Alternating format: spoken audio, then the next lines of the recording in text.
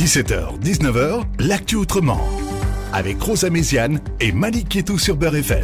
Bonsoir à toutes et à tous, bienvenue sur Beurre FM. Très heureuse de vous retrouver dans l'actu autrement, tous les vendredis de 17h à 19h. 2 heures de débat intense, d'échanges, de discussions pour décrypter l'info. Et bonsoir Malik. Bonsoir Rose, bonsoir à tous et à toutes. À notre micro ce soir pour nous accompagner, Amine El Khatmi, président du Printemps républicain, pardonnez-moi. Bonsoir, comment vas-tu ? Arnaud Gallet, anthropologue et directeur de l'association Enfants Présents. Bonsoir. Bonsoir. Et Abdoulaye Kanté, gardien de la paix, policier, comment ça va ? Bonsoir. Bonsoir. Et au sommaire de ce soir, la loi sur la sécurité globale adoptée par les députés à l'Assemblée nationale est actuellement en lecture au Sénat. C'est l'article 24, le plus polémique, sur la diffusion des images des forces de l'ordre qui a cristallisé les plus vives oppositions. Une délégation d'opposants de cette loi a même été reçue place Beauvau par Gérald Darmanin, mais les discussions ont vite été avortées par un certain nombre d'intervenants. Lundi, c'est une manifestation organisée par Utopia 56 et Solidarité Migrants Wilson qui a dégénéré, rassemblant près de 500 migrants sous des tentes, principalement des Afghans, pour dénoncer le manque de solutions d'hébergement d'urgence après le démantèlement du camp de Saint-Denis survenu le 17 novembre où près de 300 migrants avaient été pris en charge. Les images de cette intervention particulièrement musclée ont même choqué le ministre de l'Intérieur qui s'est fendu d'un tweet dans la soirée. Élus et journalistes sur place ont fait part d'une violente et d'une agressivité particulière de la part des forces de l'ordre. Le journaliste du média Brut, Rémi Buisine, s'est fait malmener alors qu'il se trouvait au sol. À la suite de cette manifestation, le ministre de l'Intérieur a exigé un rapport de l'IGPN sous 48 heures qu'on a eu hier dans la soirée. Et la triste loi des séries, hier, des images révélées par nos confrères de Loopsider ont montré une interpellation d'une violence inouïe, intervenue lundi dernier dans le 17e arrondissement sur un producteur de musique ne portant pas son masque. L'ensemble de la classe politique, dont des ministres du gouvernement, ont été émus et ont condamné ce lynchage. Gérald Darmanin, lui encore, a exigé la suspension immédiate des fonctionnaires de police et envisage leur radiation définitive. Mais comme dans de nombreuses affaires, c'est la présence des images qui a permis de révéler les agissements de certains policiers. Ces mêmes images, pourtant contestées dans l'article 24. Alors, les violences policières illégitimes gangrènent-elles l'institution policière ? L'IGPN et l'IGGN, souvent décriées, font-elles leur travail correctement ? Que doit-on faire pour que ces images insoutenables ne se reproduisent plus ? Qui doit prendre ses responsabilités ? On en débat avec nos invités dans l'actu autrement. 17h, 19h, l'actu autrement. Avec Rosa Méziane et Malik Ketou sur Beurre FM. Alors oui Rose, l'Assemblée nationale a adopté en première lecture le mardi 24 novembre la proposition de loi controversée sur la sécurité globale qui pénalise notamment la diffusion malveillante de l'image des policiers. Ses opposants dénoncent un texte liberticide. Pour protéger ceux qui nous protègent, jetés en pâture sur les réseaux sociaux, la majorité souhaite pénaliser d'1 an de prison et de 45 000 € d'amende la diffusion de l'image, du visage ou tout autre élément d'identification de membres des forces de l'ordre en intervention quand elles portent atteinte à leur intégrité physique ou psychique. Une mesure plébiscitée par les syndicats de policiers, mais décriée à gauche chez les défenseurs de la liberté publique qui ont vu une atteinte disproportionnée à la liberté d'informer. Alors ma première question, c'est sommes-nous véritablement dans une dérive autoritaire, mon cher Abdoulaye ? La question est de savoir comment on protège de ce genre de phénomène. Donc effectivement, il ne faut pas faire une atteinte à vos libertés essentielles dans notre pays. La loi, elle est très claire. On n'interdit pas de filmer les policiers dans leur action. Les journalistes, on ne leur interdit pas de faire leur travail, de filmer les policiers dans leur action. Les citoyens, on ne leur interdit pas de filmer les policiers dans leur action. La seule chose qui nous est très importante, c'est juste notre protection. C'est-à-dire que quand vous voyez que vous avez des personnes qui nous filment, justement, c'est-à-dire soi-disant pour informer et qui n'informent pas, qui incitent à la haine, c'est-à-dire qui vont pour identifier des policiers avec leur visage, leur nom, prénom, et de savoir où ils habitent pour justement se faire justice soi-même, j'ai envie de dire, nous aussi, notre vie et notre intégrité comptent. C'est juste pour nous protéger, mais en aucun cas, c'est une atteinte aux libertés. C'est important que le journaliste puisse faire son travail, qu'il puisse filmer un policier en train de faire son travail. C'est normal qu'un citoyen, il a ce droit. On ne lui dit pas de pas filmer. C'est juste l'exploitation de cette vidéo. L'exploitation, c'est le fait justement de l'envoyer et d'y ajouter un commentaire haineux et afin de justement identifier le policier. C'est ça la question. Alors Abdoulaye, pour préciser un petit peu tes propos, on a quand même le ministre de l'Intérieur qui a ajouté un petit peu de brouillon à toute cette histoire. Il a parlé de floutage qui n'existe pas dans cet article 24 de la loi. Et puis de manière générale, je pense que tu es bien placé pour savoir que dans un certain nombre d'interventions, les policiers demandent, alors je ne parle même pas depuis cet article 24, mais depuis un certain nombre d'années, des policiers qui le disent à voix haute, vous n'avez pas le droit de nous filmer. Ça, je pense que tu l'as vu comme tout le monde sur de nombreuses... et donc, ce qu'on n'a pas le droit de filmer, c'est la personne qui se fait interpeller, qui est en train d'être entravée, d'accord ?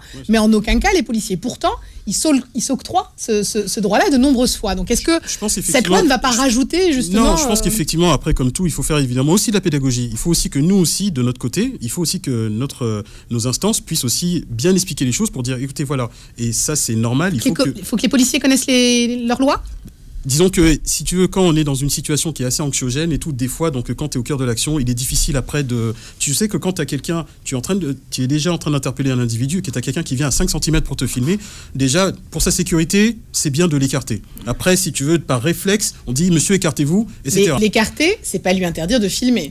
Ah, non, c'est pas l'intérêt de filmer, mais après, quelqu'un peut le prendre comme ça. Oui, mais monsieur, tu le vois très bien à travers les vidéos, les réseaux sociaux. On dit, monsieur, j'ai le droit de filmer, il vient comme ça, il te colle le téléphone. Et ça, par contre, ça crée une situation... Tous les comportements ne sont pas... Déjà, ça crée un problème déjà de sécurité pour nous-mêmes et pour l'autrui. Et si tu veux, il faut aussi peut-être cadrer cela. Mais effectivement, tout policier ne doit pas interdire quelqu'un de le filmer. Ça, il faut déjà qu'on l'entende. Oui, mais alors, le problème, c'est que dans la loi, ça existe déjà, la diffusion d'images d'une personne. On peut dire la peace piping, on va dire. Mais oui, donc ça existe déjà. Donc, je ne comprends pas, en fait, ce texte. J'y étais favorable. Je le dis très franchement, j'y étais favorable. On en reviendra tout à l'heure, on reviendra sur l'affaire Michel, ce qu'on appelle maintenant l'affaire Michel. On reviendra après. J'étais très favorable à ce texte parce que je pense qu'on ne doit pas mettre en danger les fonctionnaires de police dans leur mission et surtout être visionné à plusieurs fois sur des réseaux. Je trouve ça très dangereux. Mais franchement, là, la situation et les derniers éléments qu'on a vus sur plusieurs affaires, que ce soit l'affaire des migrants ou d'autres, je ne suis pas sûr que cette loi va apaiser la situation, même pour les fonctionnaires de police. Mais si tu veux, si on doit parler de l'affaire Michel en question... Non, on reviendra après sur l'affaire Michel. Si tu veux, donc, sur la loi... Si tu veux, la question, elle est simple, c'est qu'il faut aussi qu'à un moment donné, on n'interdit pas de filmer. On n'interdit pas cela. C'est juste que simplement que quand tu vois que tu as des personnes qui se servent de ces vidéos justement pour... Ça existe aujourd'hui dans la loi. Non, elle existe la loi. C'est vrai, elle existe, mais je pense aussi qu'il n'y a pas la circonstance. Pour préciser un petit peu... Pour les fonctionnaires de police, elle ne l'est pas. Si tu veux, nous, on n'a pas un droit à l'image. Par rapport à, aux citoyens lambda, on n'en a pas. Et il y a un vide juridique par rapport à ça. En revanche, je crois que... Il y a un vide juridique et ça, non. Il n'y a pas de vide juridique. Demain, il y a une diffusion d'images de policiers. Avec un message haineux explicite à l'égard de ce policier-là, le tweet même et peut-être avec la plateforme Pharos dénoncé et le policier a la possibilité d'aller porter plainte. Donc est-ce qu'on n'est pas en train d'ajouter en prévision de alors que le délit n'a pas encore été commis. Ce sera au magistrat justement d'apprécier aussi. Mais de la même manière que lorsque le policier porte plainte. Si je peux me permettre, quand même sur cette question-là, moi j'entends les arguments. Je pense que, et je le disais la dernière fois, la loi est complètement, enfin pour moi, existe déjà. Et déjà, la vraie question, c'est son application, à mon sens. Et au-delà de l'application de la loi, c'est l'impunité dans ce pays sur différentes affaires, y compris sur des forces de l'ordre qui par moments sont prises à partie. Alors c'est vrai que c'est un peu cliché, si j'ose dire, mais que c'est une réalité dans certains quartiers, etc. Et là, il y a une réelle impunité. Et pour moi, ça renvoie à quelque chose qui est de l'ordre aussi de l'obligation de sécurité qui s'impose à chaque employeur. C'est-à-dire qu'au bout d'un moment, il y a aussi quelque chose qui existe dans ce pays, c'est le droit du travail, qui est applicable pour tous, et qu'on soit vigilant, y compris les policiers, qu'on soit vigilant par rapport à ça. C'est essentiel, c'est une obligation. Et donc, à un moment donné, je pense que c'est essentiel de le rappeler. Est-ce qu'il y a besoin réellement d'une loi en plus ? Moi, ce qui m'interroge réellement dans toute cette histoire-là, justement, c'est que je suis pas sûr que comment dire tout que ce soit la bonne temporalité. Je le disais la dernière fois, c'est-à-dire qu'on est dans quelque chose où on disait encore il y a peu de temps, on peut reparler de Charlie, etc., avec quand même l'attentat ignoble, je dirais, qu'il y a eu, qui rappelait en fait la question de la liberté d'expression. Et là, on arrive à quelque chose où justement tout est, en fait, il y a une confusion réelle sur ces questions-là, alors qu'on peut appliquer au bout d'un moment, je pense, la loi directement. Amine El Khatmi, est-ce que c'est une loi supplémentaire pour rien ? Est-ce qu'on a voulu surprotéger les policiers ? Qu'en est-il pour vous ? En fait, il y a un flou dans la loi de 1881 sur la liberté de la presse par rapport aux policiers et aux gendarmes, qui ne sont pas des citoyens comme les autres, puisqu'ils sont dépositaires de l'autorité publique. Et donc, à ce titre, l'article 24 prévoit que toute action ou toute diffusion d'informations visant à porter atteinte à leur intégrité psychique ou physique, donc à ces personnes qui sont dépositaires de l'autorité publique, est plus sévèrement punie que pour tout autre citoyen. Donc le principe de base est parfaitement louable. Et effectivement, c'est pour répondre, on l'a vu notamment pendant la crise des Gilets jaunes, un certain nombre de militants, qui parfois d'ailleurs se font passer pour des journalistes, qui ont littéralement harcelé des policiers, qui se mettaient à quelques centimètres de leur visage, ne répondant pas aux sommations, parce qu'ils considéraient que comme ils avaient un casque avec écrit presse sur leur t-shirt et un iPhone à la main, ils étaient intouchables et que donc ils ne devaient pas répondre aux sommations, avec des manipulations, des vidéos qui ont été postées où vous voyez effectivement des charges assez lourdes de policiers, et puis une semaine après, vous vous rendez compte en fait qu'il y a une version plus longue où avant de charger, ils se sont pris 20 pavés, un bout d'abribus et un bout de banc qui traînait là, et qu'au bout d'un moment, n'ayant pas envie que pleuve sur eux pendant 3 heures tout un tas d'objets, ils ont fini par charger.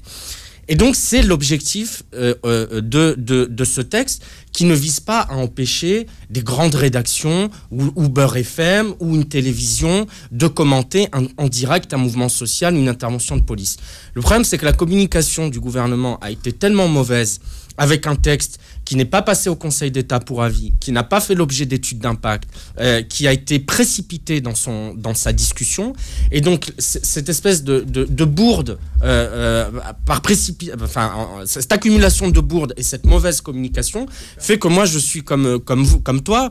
Au départ, je suis par principe favorable au texte.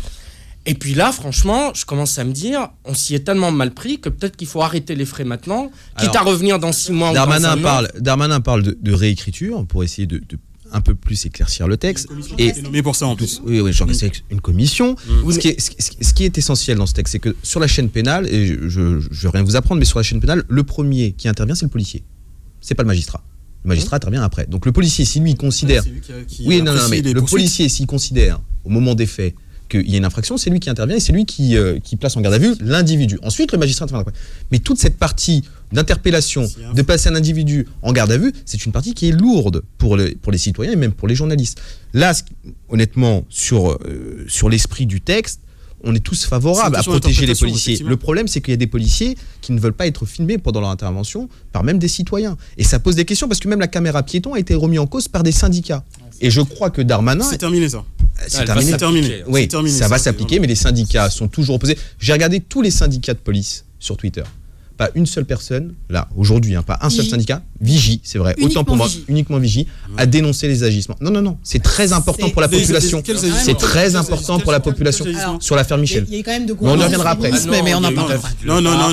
Il y a eu des syndicats. David Lebar, je parle de syndicats SGP et Alliance qui représentent les gardiens de la paix, qui sont majoritaires au sein de la police nationale. Vigie n'est pas majoritaire, je parle de syndicats majoritaires qui ont dénoncé. Je vous invite à aller vérifier tout à l'heure à la pause. Vous vérifierez. Alors sur Twitter, je sais pas, en tout cas moi, tous les syndicalistes que j'ai entendu, franchement, 80. Alors il y en a toujours un qui dit non, mais il faut regarder le contexte, on ne sait pas ce qui s'est passé, c'est flou. Bon, mais franchement, la majorité de tous ceux que j'ai entendus, que ce soit David Lebar ce matin, Patrice Ribeiro hier et d'autres, franchement, on a souvent tendance à reprocher aux syndicalistes policiers d'être trop corpos et de défendre systématiquement leurs collègues, même face à l'évidence, même face aux faits. Là, pour le coup, ils ont été assez clairs. Je t'invite à vérifier Alliance et Unité SGP Police. Vérifie tout à l'heure pendant la pause, tu verras qu'il n'y a pas eu une seule condamnation de ces syndicats. De l'ensemble de la corporation. Non, je parle des syndicats, il faut répondre aux syndicats, pas de la corporation. Mais même les syndicats, il y a des non, c'est pas vrai. Je ne peux pas vous laisser dire ça, on vérifiera tout à l'heure. Alors, on vérifiera juste après la pub et on reparle de cette loi sur la sécurité globale et notamment cet article 24 qui suscite un certain nombre de polémiques au sein même de la classe politique. On en parle tout de suite après la pub. 19h, l'actu autrement avec Rosa Méziane et Malik Kétou sur Beurre FM. Merci d'être à l'écoute. l'écoute de l'actu autrement. Nos invités au micro de ce soir, Amine El-Khatmi, président du Printemps républicain, Arnaud Gallet, anthropologue et directeur de l'association Enfants Présents, et Abdoulaye Kanté, gardien de la paix. Alors vous l'avez vu au début de ces images, je suis obligé d'un petit peu de faire régner la paix parce que effectivement pendant la il y a la chacun... paix, tu fais régner l'ordre. On fait régner l'ordre, oui. Alors effectivement, alors chacun est parti un petit peu regarder les réseaux. Alors effectivement, on a des syndicalistes policiers, enfin des délégués syndicales, pardon, oui. Qui à titre individuel ont condamné, mais il est vrai qu'on a eu pour le coup Alliance est très active sur Twitter, il suffit de vérifier. On a une interview d'Alliance sur BFM où la personne euphémise particulièrement cette séquence. Alors on va parler effectivement de cette affaire, Michel, ce producteur de musique, mais juste avant je voulais revenir sur les propos d'Amine El-Khatmi, puisque vous sembliez faire une hiérarchie sur les journalistes. Alors je pense que sans faire de secret, vous parliez de Taha Bouafs, j'imagine, ou Gaspard Gantz, si je ne dis pas de bêtises. Il en fait partie, j'imagine. Et c'est vrai qu'aujourd'hui, il faut comprendre quand même que pour avoir une carte de presse, on a la possibilité ou de faire une école de journalisme, mais aussi à partir du moment où vous en vivez pleinement et que c'est votre activité principale, vous avez la possibilité, au bout d'une année, effectivement, d'obtenir une carte de presse, chose qu'a Taha Bouafs. Et il faut quand même reconnaître que pour ce journaliste qui est contesté jusqu'à même le ministre de l'Intérieur, il se décrit lui-même effectivement comme militant, c'est pas un journaliste. Mais de la même manière qu'on a des journalistes éditorialistes qu'on peut qualifier qui sont militants aussi de militants. Oui. Et donc, moi je me pose la question quand même, parce qu'on a eu quand même un ministre de l'Intérieur qui a particulièrement tweeté sur ce journaliste aussi. Et il faut comprendre qu'on a... c'est quand même lui qui a été à l'initiative de la révélation de l'affaire Benalla. Encore une fois, alors pour le coup, il n'est pas policier, mais il était entouré de policiers sur une affaire quand même où il molestait une manifestante. Alors, une manifestante et un manifestant. Exactement. C'était un couple, et plus exactement. Alors, effectivement, qui avait jeté un certain nombre de cendriers. Enfin, personne ne délégitime l'intervention. Mais par contre, elle a été faite par une personne qui n'était pas policier. Je voulais savoir si effectivement on est dans le juste de vouloir comme ça hiérarchiser les journalistes. Est-ce qu'au final, on ne donne pas du grain à moudre aux opposants. Exactement, aux opposants et à ces personnes qui au final ont quitté la réunion parce qu'ils estimaient que c'était une mascarade? Moi, j'ai trop de respect pour la profession de journaliste pour laisser n'importe qui s'en prévaloir. Et si Taha Bouafs a obtenu une carte de presse, elle ne lui a pas été donnée par hasard, il a dû remplir des conditions nécessaires. Mais j'ai quand même, comme citoyen, le droit de m'interroger sur le fait que l'on porte au nu un type qui a traité une policière d'arabe de service. Il en répondra dans un procès en janvier prochain.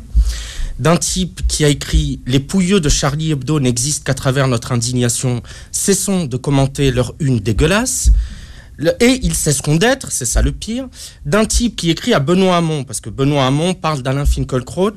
Sale sioniste veut-il dire sale juif? Sacré Benoît, il parle à Benoît Hamon. Sacré Benoît, c'est bientôt le dîner du CRIF et tu n'as pas envie d'être privé de petits fours. Quand on fait une blague aussi douteuse sur les petits fours et le dîner du CRIF, et évidemment, je regarde ce que j'ai sous les yeux, mais j'ai oublié Abdoulaye qui l'a traité de nègre de maison, moi-même d'arabe de service. J'ai le droit, de ne pas mettre Taha Bouafs au même niveau que Patrick Poivre d'Arvor, de ne pas mettre Taha Bouafs au même niveau qu'Anne Sinclair, ou de ne pas mettre Taha Bouafs au même niveau que les journalistes de Beurre FM, de CNews ou de BFM, qui essaient de faire leur travail consciencieusement, qui ne passent pas leur journée à insulter la terre entière. Donc, je ne pose pas une question de droit, juste je termine, Rose, je ne pose pas une question de droit. J'ai bien compris qu'il avait le droit d'être journaliste dès lors qu'il tirait plus de la moitié de ses revenus. Il y en a d'autres, il y a Gaspard Gantz, etc. On a le droit, tout en trouvant qu'il a le droit d'être journaliste et de se considérer comme tel, de poser d'un point de vue moral la question de savoir si pour une certaine idée du débat public, on peut tolérer un journaliste qui passe sa vie à insulter tout le monde. Moi, je crois que c'est pas totalement l'idée que je me fais de ce métier, que de traiter des Arabes et les Noirs avec lesquels on n'est pas d'accord, de traite, de nègres de maison ou de collabos. C'est pas l'idée que je me fais de ce métier. Voilà, je le dis, je demande pas à ce qu'il soit exclu, censuré. D'ailleurs, il n'a pas besoin de... Si je peux vous répondre... Alors, moi, je pense et là, ça devient intéressant. C'est-à-dire, à partir du moment où on tient des propos délictueux, punis d'une peine d'emprisonnement, et que l'individu a une carte de presse. Au même titre que les fonctionnaires de police, par exemple. Un fonctionnaire de police qui commet un délit, puni d'une peine d'emprisonnement, peut être révoqué. Il suffit que Darmanin l'ait dit hier sur France 2, il dit moi je révoque. Et ben je pense qu'un journaliste doit être suspendu de son métier de journaliste à partir du moment où il tient des propos délictueux, aussi bien à votre rencontre que celle d'Abdoulaye. Et moi, concernant Tahabouaf, parce que je termine juste là-dessus, concernant Tahabouaf, c'est vrai qu'en lisant les tweets qui ont été faits et l'appellation qu'il donne à des personnes qui ont une autre vision de lui, de la République, me choque énormément. Et je l'ai déjà dit ici, ou même ailleurs, je pense que si il doit être condamné, il le sera, j'imagine, je pense que même il faudrait lui retirer sa carte de presse pour ces propos qui ont été tenus. On n'aurait pas résisté à demander la démission d'Éric Zemmour pour des propos qu'il a tenus sur les musulmans, au même titre que Tahabouaf, on ne peut pas accepter qu'il tienne des propos aussi bien sur les Noirs et les musulmans. Tu me fais une transition, j'allais justement vous demander, Amine, si au même titre, vous avez, concernant Éric Zemmour, parce qu'il reste assez emblématique sur ces questions-là, la même déontologie quand il est effectivement, pour le coup, condamné à 2 reprises, et il est sur une 3e affaire, et on peut comparativement, même si je trouve que c'est pas très utile de faire un challenge d'insultes et d'injures, mais c'est vrai qu'avoir dit que tous les migrants étaient des voleurs, des violeurs et des assassins, d'expliquer que le vert des écologistes était le vert de l'islam, que les prisons étaient remplies de noirs et d'arabes, on est quand même, si on fait quand même un comparatif, à peu près sur le même niveau. Et donc je ne doute pas des Noirs. Oui, qu'on avait le droit de pas embaucher des Noirs. Exactement. Alors qu'on est quand même en termes de droit, on est pleinement sur la question de la discrimination raciale. Donc j'ai pas, même si on peut trouver un certain nombre de personnes qui s'offusquent des positions d'Éric Zemmour, y a quand même peu de gens qui réclameraient, à la limite je vais vous poser la question, est-ce que vous réclameriez que sa carte de presse lui soit retirée, qu'il ne soit plus éditorialiste à CNews? Moi, vous savez où est-ce que j'ai condamné la sortie d'Éric Zemmour sur les migrants? Je l'ai condamné sur le plateau de Punchline. À CNews, que vous avez bien connu aussi, que tu as bien connu aussi. Je l'ai réclamé une demi-heure avant qu'il ne prenne l'antenne avec Christine Kelly. Voilà. Et donc, j'aurais pu me dire, tu vas te faire taper sur les doigts par la programmation, par la rédaction, tu seras plus invité.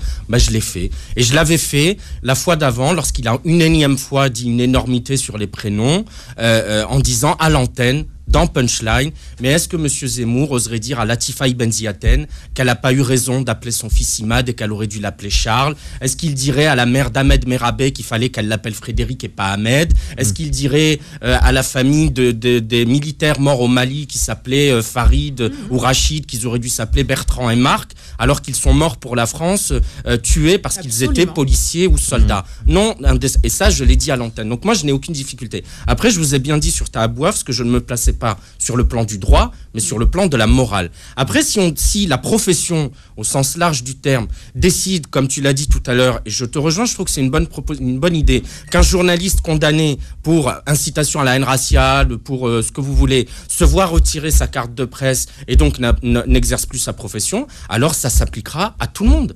Ça s'appliquera pas aux uns et aux autres. C'est important de le préciser. Je le précise. Simplement, si on fait ça, il va y avoir un flou, une zone grise. C'est que les chroniqueurs n'ont pas de carte de presse. Et donc, les chroniqueurs qui passent leur journée à donner dans des débats d'opinion n'ont pas de carte de presse. Donc, si vous condamnez un Bouaf ou un Zemmour et vous lui retirez sa carte de presse au nom d'une condamnation, qu'est-ce que vous dites d'un éditorialiste qui n'est pas, ou d'un chroniqueur qui n'a pas de carte de presse? Oui, mais alors ça, la loi s'applique de la même manière pour le chroniqueur, mais on parlait du journalisme. Le journalisme, et tu l'avais rappelé tout à l'heure dans ton préambule, tu me disais c'est un métier noble. Le fait est d'informer, de transmettre une information à juste titre, c'est quelque chose d'essentiel dans une démocratie. Mais ça ne donne pas le droit d'injurier des gens en raison de leur couleur de peau, de leur religion, de leur supposée origine. On est maintenant dans une société où on est en train de catégoriser en fait un petit peu les gens. Et c'est ça qui tue un peu notre société aujourd'hui. Quand tu as des journalistes qui vont dans ce sens-là, militants, parce que normalement, comme tu l'as dit, le journalisme c'est un métier noble. C'est quelque chose qui permet c'est utile dans notre démocratie. On te reproche d'être noir et d'être policier. Ça, j'ai la double casquette, moi. Et justement, pourquoi? Au nom de quoi? On a un seul et même principe. Tu t'es revendiqué aussi, je crois, en tant que musulman, dans un média aussi. Donc, oui, c'est ça. Mais pour autant, est-ce que pour autant, ça en fait de moi quelqu'un à part? Est-ce que ça fait quelqu'un, tu sais, je m'appelle Abdoulaye Kanté, oui, je m'appelle pas Jean-Marc, mais pour autant, je suis français, je suis policier, je suis sur une seule et même base, c'est-à-dire la République, les valeurs qui nous réunissent tous.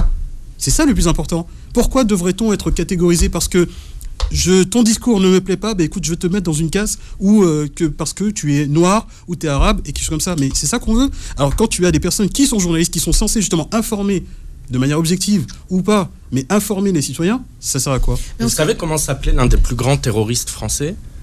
Fabien Klein.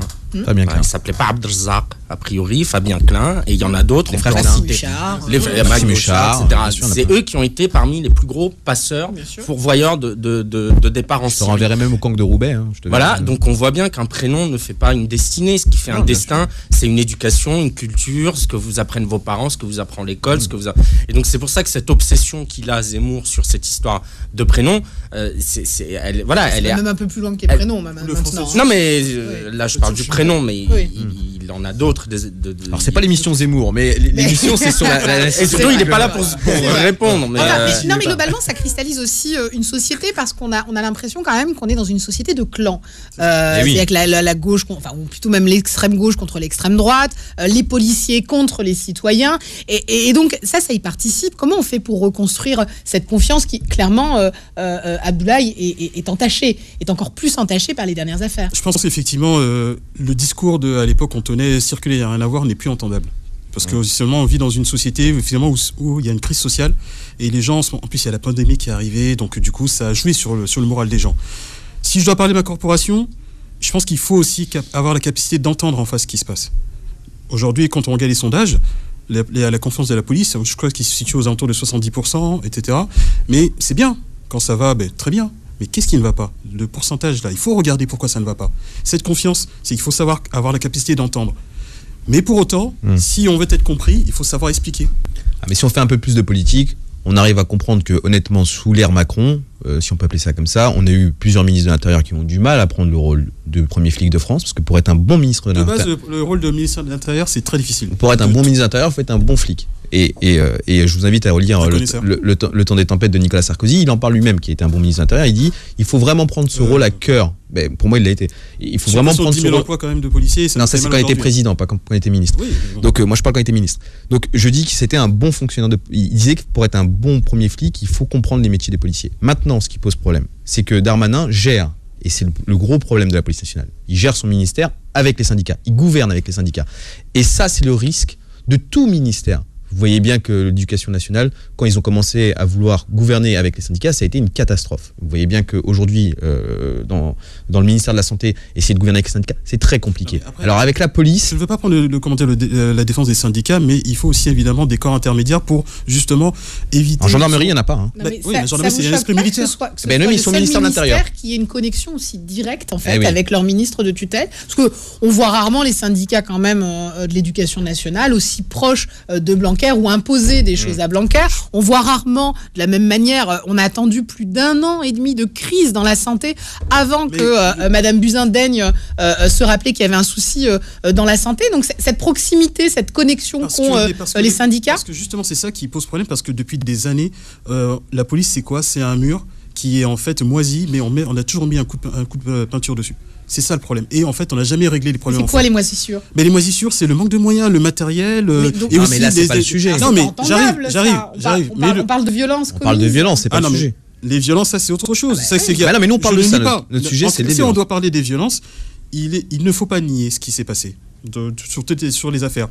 Il faut quand même remarquer qu'il y a une réactivité. Ça, j'espère que personne ne peut le nier, que l'administration a été très réactive concernant les violences qui ont été commises. Alors justement, on va en parler de la réaction de l'IGPN dans un instant après la pub. Rosa Méziane et Malik Ketou sur Beurre FM. Merci d'être à l'écoute de l'actu autrement. Nos invités ce soir en plateau, Aminel Khatmi, Arnaud Gallet et Abdoulaye Kanté. Alors on était en train de parler justement de ces policiers, de cette corporation qui a tout de même du mal à reconnaître qu'il y a... Alors, moi, je parle pas de brebis galeuses, mais de troupeaux galeux, parce que depuis le temps, on est quand même peut-être plus que sur des cas isolés. Malik, tu voulais nous en toucher. On va revenir sur l'affaire qui s'est répandue sur les réseaux sociaux, ce qu'on appelle l'affaire Michel maintenant. La violence des images provoquée à l'indignation. Ce jeudi 26 novembre, une vidéo diffusée par le site Loopsider montre un homme appelé Michel, roué de coups par 3 fonctionnaires de police dans l'entrée d'un studio de musique dans le 17e arrondissement de la capitale. Suite à son interpellation, ce producteur de musique a été placé en garde à vue pendant 48 heures avant d'être relâché. Jeudi 26 novembre, les 3 les 3 policiers mis en cause ont été suspendus et l'inspection générale de la police, l'IGPN, a été saisie. Le procureur de Paris a quant à lui demandé à l'IGPN d'enquêter plus rapidement possible sur ces faits. Selon le compte-rendu qu'ils ont remis à leur hiérarchie, les policiers expliquent avoir tenté d'interpeller Michel pour défaut du port du masque. Ils décrivent un homme nerveux qui ne cesse de jeter des coups d'œil vers eux. Selon la version des forces de l'ordre, ils se dirigent vers lui pour l'interpeller, disant sentir une odeur de stupéfiant sur cet homme. Il est porteur d'un sac marron en bandoulière. Précise le document. Selon eux, l'homme continue son chemin et se précipite vers la porte du studio d'enregistrement. Alors que nous tentons d'intercepter, il nous entraîne de force dans le bâtiment, décrivent les policiers. Est-ce que pour le coup, là, on n'est pas avec les images sur un faux en écriture? Je pense que tu me poses la question. Oui. Je crois que c'était une question. C'est possible. Alors, avant de commencer, déjà je pense qu'il est nécessaire quand même d'avoir une pensée déjà pour Michel. Parce que quand tu... On l'a, c'est pour ça qu'on parle pour lui. Hein. Non mais... J'apporte quand même un soutien quand même parce qu'effectivement quand tu passes ce genre de moment c'est traumatisant et j'espère qu'il se rétablira très vite. Après en ce qui concerne les fonctionnaires de police qui sont dans cette affaire, effectivement il y a eu des choses qui ne sont pas belles à voir. Ça, je pense que... pas belles à voir ? J'arrive. Ils ne sont pas belles à voir du tout pour la corporation. Ces 4 policiers justement, effectivement ça ne l'a pas fait et effectivement il ne faut pas non plus que ça représente l'ensemble de la police. Pas d'amalgame. Écoute. C'est ce que dit Michel. Non mais il le dit. On parlait d'euphémisme, Abdoulaye. Je t'entends dire, je suis désolée, mais là c'est parce que ça me saute aux yeux, mais je t'en dis, ça l'a pas fait. Ça veut dire que s'il n'y avait pas eu de caméra, ça l'aurait fait ? Qu'est-ce que tu veux dire ? Enfin, moi, j'attendais quand même. C'est inacceptable, c'est inqualifiable. C'est des délinquants. Ils insultent notre uniforme. Non, mais c'est quand on parle d'euphémisme, c'est ça. Alors j'entends que tu condamnes, mais il y en a aucune. Ça manque de fermeté. Je ne peux pas. Non, mais après, à un moment donné aussi, on ne va pas non plus mettre au bûcher des. C'est ça en fait. C'est que si on se calque. Si on se calque. Au moins les traduire en justice. Non, mais c'est pas mettre au bûcher quand même. Non, mais si je me calque par rapport à tout ce qui est cette effervescence et tout les médiatiques et aux médias. Aux réseaux sociaux, on va dire oui, évidemment, il faut les mettre en prison, au bûcher. Face aux gilets jaunes, je t'ai connu quand même beaucoup plus virulent. Mais il faut quand effectivement il jetait des pavés, de l'acide auprès des policiers, j'ai entendu une plus forte virulence de ta part. Je rappelle quand même qu'au niveau de l'intervention, par contre, si je peux intervenir là-dessus, il y avait aussi des jeunes qui étaient également présents dans le studio, avec des jeunes qui ont été aussi malmenés par rapport à ça. Moi, ce que j'en veux aux collègues, parce que justement, c'est que dès le départ, ils disent pas la vérité sur le PV. Ça, par contre, je leur en veux parce que effectivement, déjà, ça crée déjà un trouble déjà dans l'intervention. Et ça, c'est pas bon du tout. Ça, j'arrive. Mais après, effectivement, condamner. Mais qui peut accepter ce genre de comportement ? Qui ? Nous-mêmes, on se dit, mais on se lève le matin, on se dit, après cette affaire, on est un peu groggy, on est sidéré, on se dit, mais pourquoi ils font ça ? Pourquoi ? Quel intérêt ? Tu pars d'un port de masque, tu pars d'un contrôle de stup, mais tu peux le faire autrement. C'est-à-dire qu'en fait, t'as les collègues qui viennent et en plus, ils balancent une grenade à l'intérieur. Mais pourquoi ? C'est pas non plus un terroriste, c'est clair. Mais après, pour autant, je refuse aussi à un moment donné parce que les gens, ils ont du mal à avoir du recul. Après, à un moment donné, les policiers, on sait que ça se passe comme ça. Vous fabriquez de la violence systémique. Ce n'est pas ça. Abdoulaye, est-ce que c'est pas l'affaire de trop ? Parce qu'on est sur une mauvaise série. C'est comme des crashs d'avion. On est sur une mauvaise série actuellement. Mais après, il faut pas non plus nier une certaine... Alors Brut a diffusé une vidéo qui date des années 90, justement, sur des violences policières. Sur les 25 ans et en fait, moi, j'ai un petit peu du mal à entendre que c'est la petite loi des séries là, de 2020. Honnêtement, je pense qu'à chaque année, tristement, on a des affaires, l'affaire Chouvia, l'affaire Théo. Mais est-ce qu'au final, ces affaires individuelles ne montrent pas une véritable difficulté d'une corporation à se remettre en cause, à faire peut-être une véritable introspection. Alors effectivement, j'entends toujours parler des conditions de travail, de la formation.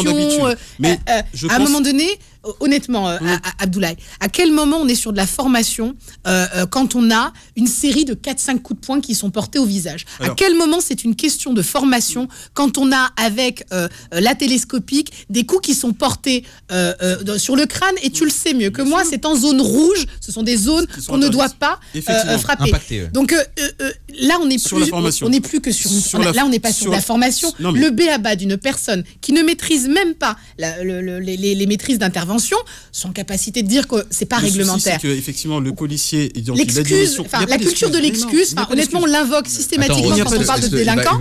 Il n'y a aucune excuse parce que effectivement, quand il y a des faits qui sont établis et qui montrent que justement que les policiers ont dérogé à leur déontologie et qui n'ont pas fait les choses correctement, il est logique qu'ils soient sanctionnés. Mais personne, j'en dis combien même pas. Leur place est en prison. Maintenant. Non, réponds à la question. Est-ce que leur place ce sera la justice qui va le décider.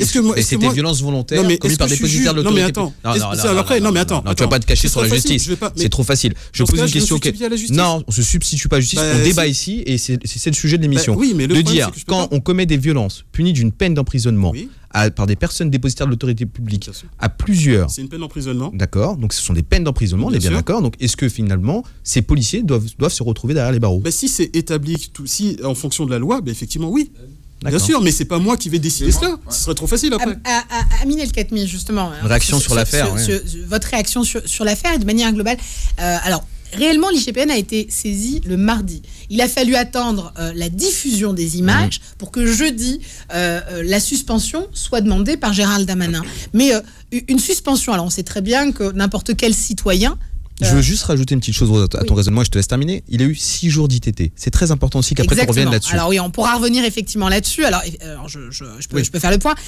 Michel a eu, en fait, au vu des images et des blessures qu'on a pu voir, il a eu 6 jours d'ITT. 6 jours d'ITT, c'est ce qu'a eu le policier qui était face à Jean-Luc Mélenchon lors de l'interpellation qui s'est fait crier dessus. D'accord, c'est 6 jours d'ITT. Le harcèlement qu'a subi Zora Habitant sur Internet, c'est plus de 8 jours d'ITT. Donc, pour que les auditeurs comprennent effectivement les équivalences en fait. C'est des médecins, donc c'est-à-dire qu'on doit remettre tout en cause. Toute la question doit être remise en cause. C'est ça, mais des médecins qui sont sous la responsabilité l'UCMJ, exactement, de la préfecture de police. Ma question, Amine, est-ce qu'au final, les résultats sont pas un peu légers? La suspension, alors on ne sait pas si c'est d'ailleurs avec indemnité ou pas. Alors normalement non, normalement c'est alors depuis c'est le directeur général de la police qui suspend et c'est pas le c'est pas le ministre de l'Intérieur, en même temps c'est pas le préfet de police, c'est à la demande du ministre de l'Intérieur. Mais est-ce que cette suspension est pas légère? Est-ce que comme n'importe quel justiciable, il ne devrait pas être à minima placé en garde à vue et peut-être en mandat de dépôt? Non, mais là aussi, moi, je vais pas me cacher derrière la justice, mais le ministre de l'Intérieur, à ce stade, il peut pas faire plus que les suspendre. Oui. Le ministre de l'Intérieur, il n'est pas juge, donc il suspend. L'IGPN ouvre une enquête. D'ailleurs, l'IGPN ne condamne pas, l'IGPN propose des sanctions. Et ensuite, c'est à la justice d'acter à l'issue d'une procédure.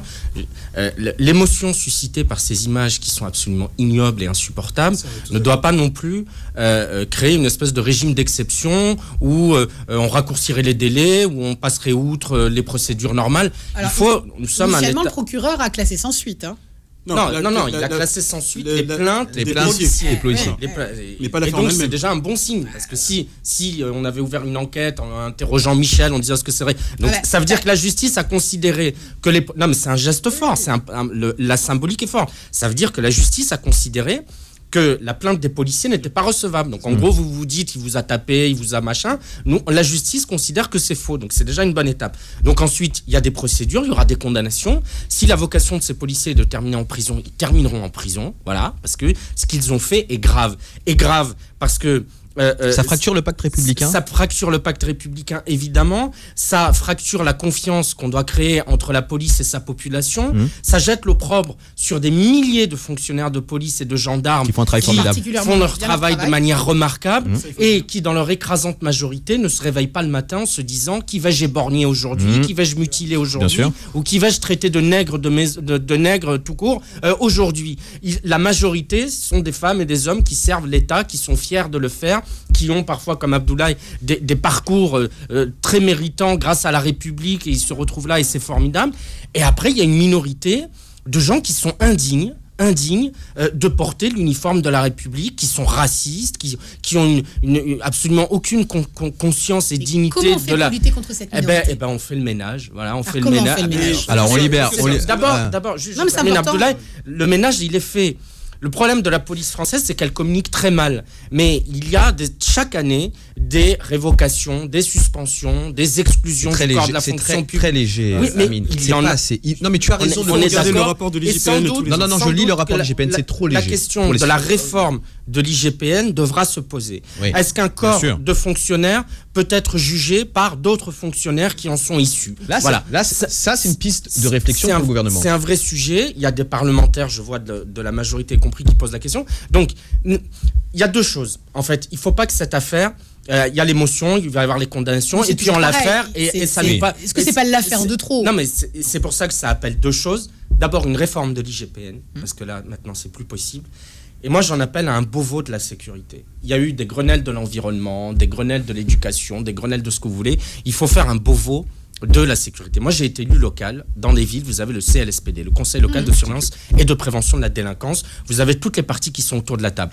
On arrive là, on ne fait pas d'idéologie. Il n'y a pas de syndicaliste qui dit, moi, mes collègues, machin. Tout le monde arrive avec un sujet, c'est comment on fait de manière pragmatique pour lutter contre la délinquance dans les quartiers et dans les rues de notre ville. Bon, sur la base de ce CLSPD local, moi je propose qu'on fasse un Beauvau de la sécurité au niveau national. On prend tout le monde, les représentants de policiers, les représentants du ministère, les associations de droits de l'homme, des citoyens, des jeunes des quartiers, des élus locaux, l'association des maires de France, bref. On met tout ce beau monde dans une grande pièce pendant 10 jours et on leur dit, vous ne sortez pas de là tant que vous n'avez pas des propositions claires sur comment est-ce qu'on renforce la confiance entre la sécurité. On arrête le tutoiement, on met des caméras, effectivement, elles vont arriver, des caméras piétons, parce que les caméras piétons... Qui fonctionnent très mal. Oui, mais il faut mettre de l'argent à un moment donné. Il y a des appels d'offres différents qui ont été faits. Si vous avez des caméras qui ont 1 heure d'autonomie ou 2 heures d'autonomie, ça ne marche pas. Au même titre que les caméras qui sont proposées aux fonctionnaires de police, c'est des caméras qu'on déclenche. Encore une fois, ça pose encore des questions. Et les syndicats de police... On n'aura pas accès aux images. Ce sera oui, mais c'est des caméras qui sont déclenchées par le fonctionnaire lui-même. Bien sûr. Donc, 30 secondes déjà oui, avant. sauf que alors 30 secondes ou 1 minute, tout dépend des caméras. Si on part sur une caméra, aurait-elle été déclenchée face à Michel exactement, c'est la question qu'on se pose. C'était le propos. Voilà. C'était le propos que justement, si elle n'aurait pas été déclenchée, justement, on reprochera aux fonctionnaires de police pourquoi vous l'avez pas déclenché. Déjà, ça sèmera déjà. Pas d'image. Mais ça, c'est un peu comme Rémi Buzine qui a pas. Mais Abdoulaye, ça c'est comme Rémi Buzine qu'on n'a pas réussi à contacter, quoi. Non mais mais ça c'est du même niveau. Il pourra très bien dire qu'il a essayé de l'activer, qu'elle s'est pas activée. Rémi Buzine est un journaliste très sollicité, donc après il peut avoir un loupé là-dessus. Abdoulaye, Michel, c'est pas Rémi Buzine, c'est pas un militant. D'ailleurs, dans ses déclarations, il dit je fais confiance à la justice, pas d'amalgame. Il y a 3 flics qui m'ont fait du mal, mais les autres, je sais qu'ils font mal. Mais le problème, Abdoulaye, si tu permets, si ils avaient ces caméras piétons, qui ne les avaient pas déclenchées. Et s'il n'y avait pas la caméra dans le coin du studio, qu'est-ce qui se serait passé? La parole de Michel face à celle de 3 policiers n'aurait pas tenu. Michel serait aujourd'hui en garde à vue, il serait en prison, et il aurait sa parole à lui tout seul contre la parole de 3 collègues policiers qui diraient désolé, on n'a pas activé la caméra piéton. Par contre, oui, il nous a frappé, il a essayé de nous prendre nos armes. Déjà désolé, c'est un problème. Si t'as pas activé la caméra piéton, ce sera problématique. Mais attends, dans les procédures. Quel angélisme, Abdoulaye. Je veux pas non plus comment dire, pas être tribunal, mais après non, c'est pas mais je pense après si on doit vraiment parce que ce qui est inquiétant, Abdoulaye, parce que tu te présentes comme un policier mesuré et modéré, si je puis dire, mais imagine, enfin, je pense qu'on connaît tous un certain nombre de collègues. Honnêtement, si toi tu fais preuve d'euphémisme, mais qu'est-ce que c'est que pour les autres? J'ai le sentiment d'avoir une association de quartier qui tient un champ lexical pour les jeunes qui commettent des crimes et des délits en disant non mais vous savez c'est parce qu'ils n'ont pas d'emploi, ils n'ont pas de travail. L'excusisme. Et je ne supporte plus. Alors on en parle immédiatement juste après la pub. Avec Rosa Méziane et Malik Ketou sur Beurre FM. Merci d'être à l'écoute de l'Actu Autrement. Nos invités au micro, Amine El Khatmi, Arnaud Gallet et Abdoulaye Kanté. Alors effectivement, le débat est vif. C'est un sujet de société, c'est un sujet qui concerne tout le monde. Et alors on partage pas tous l'euphémisme parfois des syndicats de police ou même parfois le tien, Abdoulaye, mais est-ce que tu peux entendre que sur certaines affaires on n'est plus à se poser des questions, on a parfois des mécanismes de protection qu'on ne devrait plus avoir. Quand je vois par exemple la question de l'affaire Théo, où il faut attendre plusieurs années avant que les policiers soient renvoyés aux assises. Ce n'est pas rien, tout de même, les assises où on a commencé par le criminaliser, à parler de son pédigré, du pédigré de sa famille, à expliquer que peut-être que la déchirure était quasi antérieure. Enfin, on a tout entendu sur cette affaire. C'est une erreur justement quand on parle d'une victime, de ce genre de fait. Il est compliqué de criminaliser. C'est pas parce qu'il est comme ça que pour autant il faut lui faire ça. Il mérite. Avec des vidéos où on a vu parfois des policiers dans certains quartiers dire attention, toi, je vais te faire une Théo.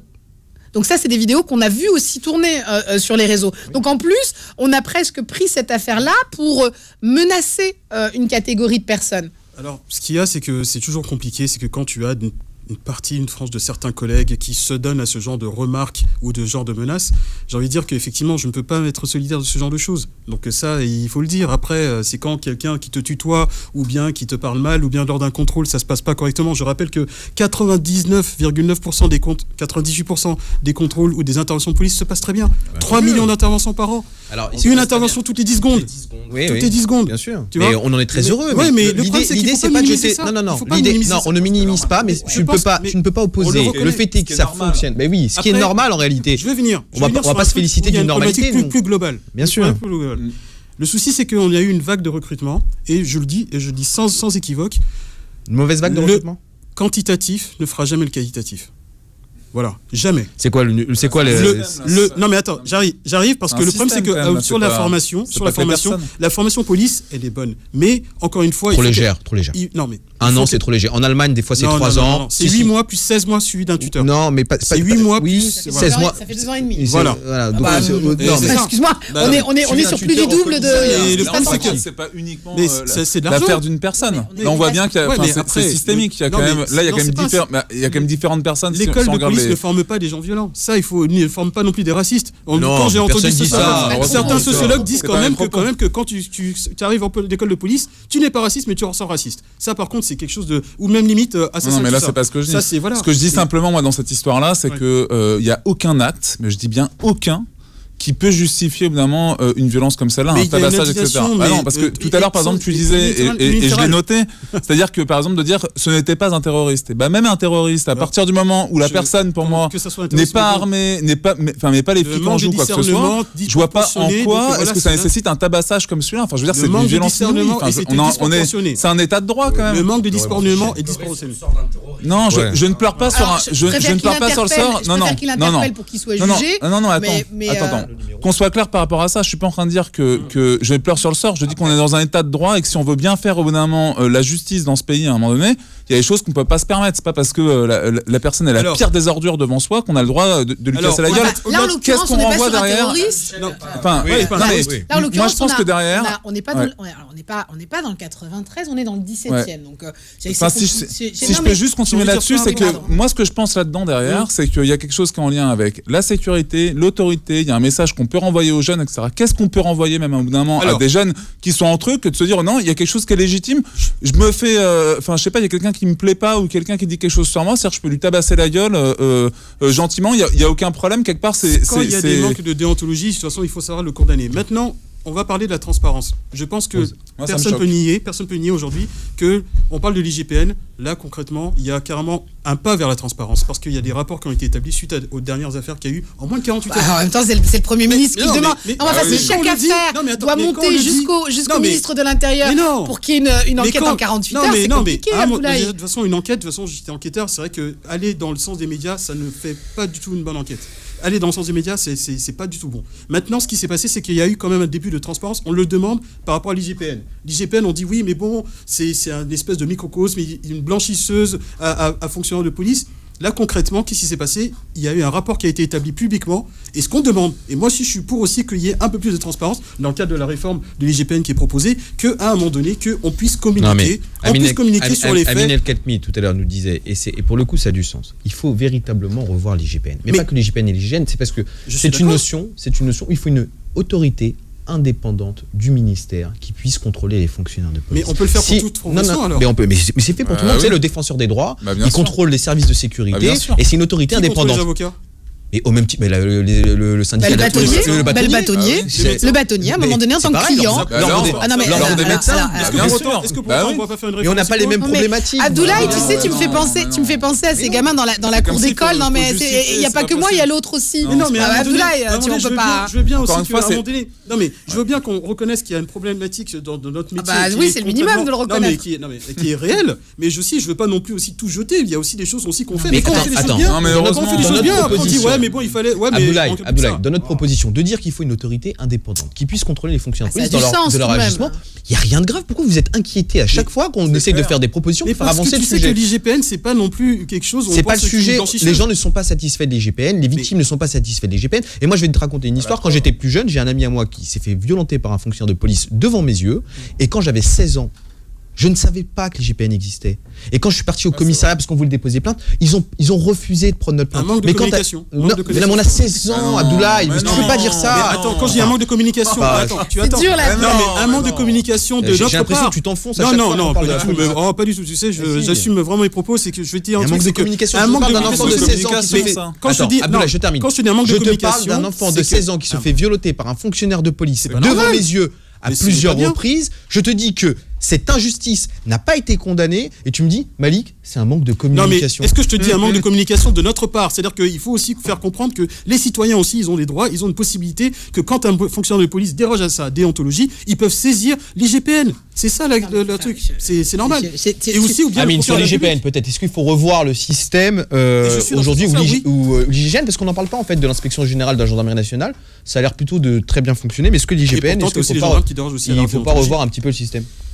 Moi, je vous l'ai dit, je suis pour une réforme. Je pense qu'on ne peut pas, et y compris, c'est aussi vouloir protéger le travail de nos policiers, que de permettre que ces procédures soient plus claires, soient plus lisibles pour les Français, qu'on n'ait pas le sentiment d'un espèce d'entre-soi où, effectivement, on condamne dans les cas les plus graves, et puis dans les cas, on va essayer de négocier, de trouver... Bon, donc il faut une autorité indépendante, composée de policiers, parce qu'ils ont leur mot à dire, de magistrats, d'experts de ces sujets. Bref, c'est pas à moi d'en définir la composition, mais il faut que le caractère incontestable de cette autorité soit rétabli. Aujourd'hui, il ne l'est pas. Et à tort ou à raison, c'est même pas le sujet. Simplement, aujourd'hui, effectivement, on a l'impression que les policiers sont parfois un peu protégés, voilà, par leur hiérarchie, je parle même pas des syndicats, parce qu'effectivement, vous avez des syndicats qui sont quand même caricaturaux, vous leur montrez des vidéos d'un policier qui manifestement est en train de faire une connerie, et là, ils font non, mais le contexte, la politique d'autruche, oui, on c'est pas possible. Ce n'est pas rendre service à la police qu'on aime, qu'on soutient et qu'on veut républicaine, que de ne pas vouloir être ferme sur les brebis galeuses. Tu disais troupeau tout à l'heure, je sais pas quel est le mot qui convient. Les loups, ce que vous voulez, il y a tout le zoo. Et parfois le berger qui couvre. Tu vois, très bien. C'est l'arche de Noé. Mais si on veut aimer notre police, et nous on l'aime, on la défend. Il se doit d'être exemplaire. Amine, tu as été un élu de terrain dans ta ville. Tu sais que quand il y a une violence policière dans un quartier, que c'est une poudrière. Et je parle des quartiers, mais j'avais pas envie de parler des quartiers. On en discutait hier avec Rose. On disait avec les gilets jaunes, on a assez de quoi faire. Non, c'est sûr. Mais ce qu'on disait, c'est que là, ça se passe en plein cœur du 17e. C'est ça. Et donc, si dans le 17e, ça se passe comme ça, on peut imaginer aussi que dans d'autres territoires où la parole d'un gamin parfois turbulent, et on a parfois aussi affaire à des véritables délinquants, enfin voilà, c'est-à-dire qu'on peut... elle est là, l'injustice. On n'a pas utilisé le terme délinquant, n'a pas été employé. Exactement, alors c'est ça, c'est-à-dire qu'en plus... Le champ lexical a été choisi. À aucun moment on n'a employé le terme de délinquant. Pour les policiers, pour les policiers, on n'a pas parlé de, entre guillemets, on n'a pas dit qu'ils avaient commis des délits, parce qu'il y a plusieurs... Non, on parle pas de délits. On parle pas de délits. On parle de dérapage. On dit c'est une erreur. C'est quand même des mots qui sont pas assez forts venant d'un ministre de l'Intérieur, surtout pour condamner ce type d'agissement. Et la population reçoit ce message en pleine figure en disant non mais attendez, c'est pas possible, on a tous vu les mêmes images. Je pense que les actes c'est plus parlant que plutôt certains mots. Les actes, en fait, c'est d'autant plus chaud. Mais là, on a ni les actes ni les paroles. Il y a quand même une révocation. Non, mais c'est le minimum qu'ils puissent faire. On va pas faire un procès en 48 heures sur la base de vidéos. Il y a un état de droit. Non, mais à un moment donné, il y a quand même pas une remise.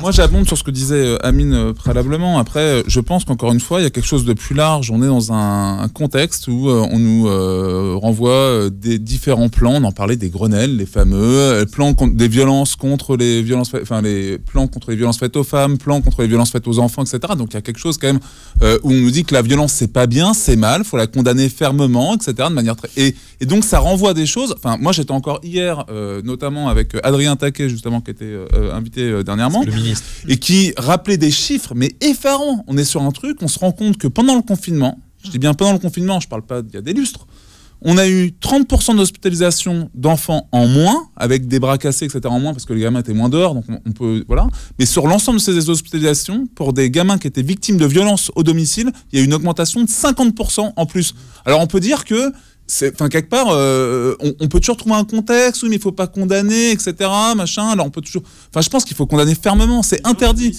Non, mais toutes les violences. Je veux dire, des violences comme ça, etc. Moi, je trouve ça, c'est abject. Moi, quand j'ai regardé, franchement, cette vidéo, en me disant, d'ailleurs, mince, on se dit même avec les réseaux sociaux, apparemment, pourquoi on regarde ? C'est dans un truc, mais pour se rendre compte. Non, mais parce qu'on voit en plus la première image de l'Outsider, elle est choc. Enfin, je veux dire, et quand on voit l'image. Je me dis, rien ne peut justifier. 6 jours d'ITT, rien. La grenade qui est lancée à l'intérieur. C'est choquant, là. Les 6 jours d'ITT, parce que là, c'est les médecins, cette fois-ci. Amine, comment on peut expliquer ou comment on peut... Non, mais ça, on peut rien dire. Non, mais elle est là la difficulté. C'est-à-dire qu'en fait, il y a plein de choses. C'est-à-dire que ça manifestement, ça trafique des procès-verbaux, puisque on va être très clair sur le début de l'image. On voit le policier ceinturé parce qu'il rentre à l'intérieur, donc il rentre dans un espace privé, donc il le ceinture. Alors on peut estimer que l'intervention commence, ou l'interpellation commence avant et qu'à la limite elle est légitime. Ensuite, pourquoi pas ? Mais alors, très vite, on ne voit aucun coup porté de la part de Michel envers les policiers. Aucun. Alors effectivement, il évite de se mettre. Alors c'est ce que j'expliquais. Voilà. Il évite de se mettre. Oui, il y a de la rébellion passive, dans le sens où il ne se met pas à terre pour se faire interpeller. Et j'ai toujours dit moi ici, alors ça ne justifie rien, mais j'ai toujours dit.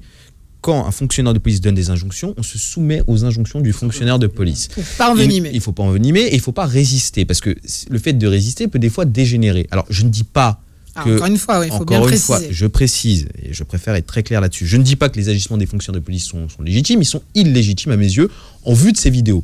Mais je dis simplement que, et je parle parce qu'il y a des jeunes qui nous écoutent, et je m'adresse aux jeunes, respectez toujours les injonctions des fonctionnaires de police, parce que vous pouvez vous mettre en danger si vous ne les respectez pas. Et ça, c'est un discours qui doit être tenu aussi des fonctionnaires de police, mais ça ne justifie en rien les agissements qu'on a vus. C'est tout ce que je voulais dire. Au même titre qu'on peut dire aux jeunes qu'aucune violence, aucun acte ne justifie une violence telle. Et là où Amine avait raison, scandaleux. L'état de droit, Amine, que tu faisais appel tout à l'heure, il doit fonctionner mais directement. Alors on ne dit pas en 48 heures, et tu as tout à fait raison, il faut respecter les procédures, et ça prend du temps parce qu'il faut analyser, il faut regarder les appels, qu'est-ce qui a été donné comme appel aux fonctionnaires de police qui sont arrivés après, qui ont sorti leurs armes, qu'est-ce qu'ils ont eu comme information par les autres collègues, parce que il faut savoir que les policiers qui sont arrivés ont été appelés par le 17. Il y a un manque de recul par rapport à cela, parce que si à partir du moment que dès que tout de suite les images sont balancées, du coup si tu veux petit à petit après, déjà le mal est fait. C'est-à-dire que justement ces fonctionnaires de police justement qui ont fait, excuse-moi du terme, je vais pas les défendre, oui ils ont fait n'importe quoi, mais pour autant on n'a pas eu le temps. Pas n'importe quoi. C'est plus que n'importe quoi. Je dis n'importe quoi. Non mais après, dès que je dis quelque chose, donc. Mais parce qu'on te trouve trop léger sur tes propos. Alors, je vais te dire. C'est pas une bêtise. Comment dire, ce qu'ils ont fait, je le condamne fermement. Voilà, je le dis, je le condamne fermement. On a compris ça. Et ça, je pense l'avoir dit, mais bon. Mais les mots qui sont employés à côté sont trop légers. Mais après, je vais dire quoi, qu'il faut qu'ils soient guillotinés, que non, les prison. Personne parle de la peine de mort ici. Je ne suis pas juge.